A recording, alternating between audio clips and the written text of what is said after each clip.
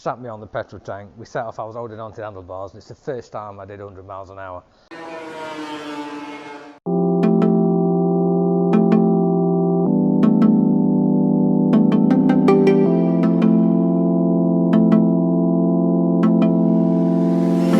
So ZXR 400, this is the one really that's got the most special place in my heart out of all the bikes. I was unlucky enough to lose my dad a few years ago at this tender age of 66, and all my biking memories really evolved from that, from having such a wonderful dad that was into the bikes, and he gave up all his time, all his spare time to take me out motorbiking. So this bike, how it happened was I got a phone call out of the blue, chap on the phone had asked for Chris Walker. I came to the phone, took the thing, said hello, Chris Walker speaking, and his first question was your dad John Walker? And I said it was. He used to have a motorbike shop. He says, I know. He said, I bought the very last bike your dad ever sold from his little bike shop. And I said, oh really, what bike was that? And he explained the bike to me and the story behind it. And he said, it's that original. The wind in the tyres is still the wind in the tyres your dad put in it. It's done 185 miles from new.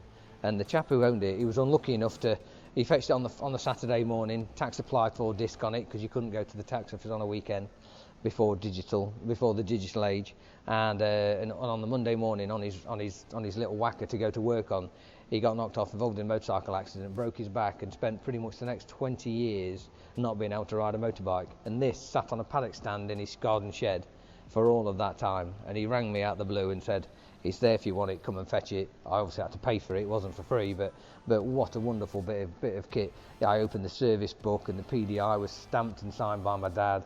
It's still got the original receipt with it that was signed by my dad. And the V5, the document to go and get it registered, the V55, that's all filled out, still unregistered, still with my dad's signature on it. So it's the one, really. It'll never go far from me, for sure. It's a stunning bit of kit. And the ZXR 400, to be honest, it would still cut it today with the youngsters if they were lucky enough to be able to own one, ride one. They just don't get any better. Love it.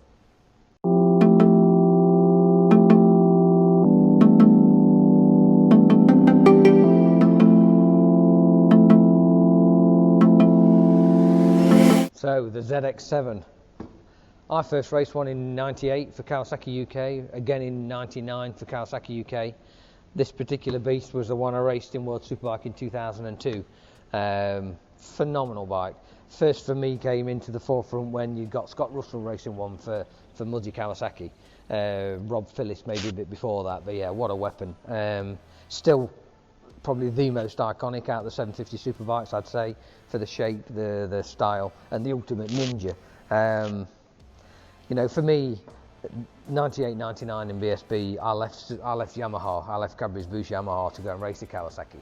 To be honest, and it was questionable really whether that was the right thing to do at the time, but I was Mackenzie's teammate at Boost, and I was always going to be in Neil's shadow, which was a wonderful shadow to be in, I have to say, but I wanted to be a #1 rider in a team, so I joined Kawasaki UK with McPherson as my teammate, who'd done a fantastic job from the year before.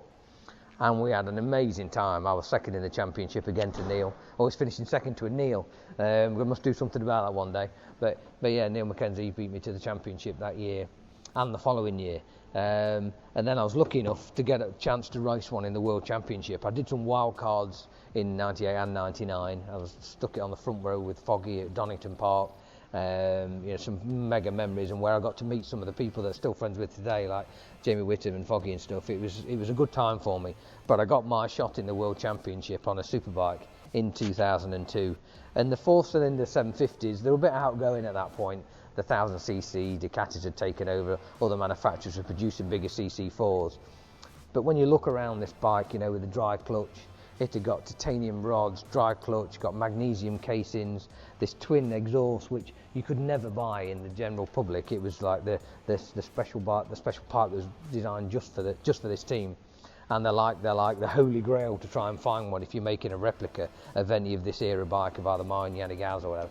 And you know, for me, it was always the bike it was so nimble.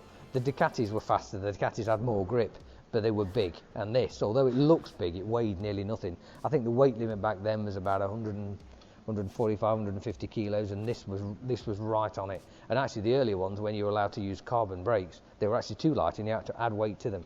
So it was a shame by the time I got to the Worlds they'd passed their peak.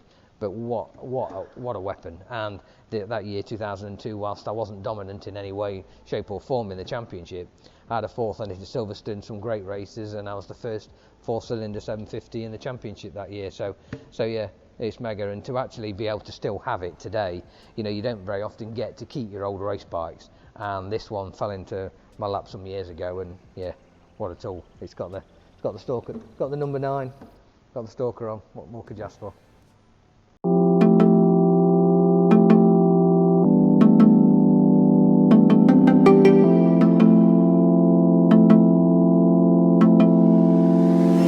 Well, I mean, when it came through, it was groundbreaking for Kawasaki, for Japanese bikes in particular. It was cutting edge technology back in the day to have an inline 4 double overhead cam, and it was an aspirational bike throughout the whole of the 70s. But for me, it's far deeper than that. I was the tender age of 3, and my dad had one of these, and he was on the drive at home polishing it. It was exactly the same colour, same model, same everything as this. And I was 3 years old, and he was on the drive polishing it, and I pestered him to take me on it.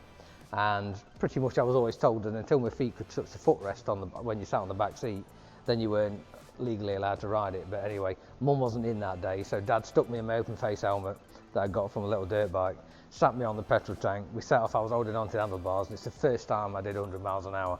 And I came back, I was grinning from ear to ear, and to be honest, from that day on, I've had the need for speed, and it's all down to one of these.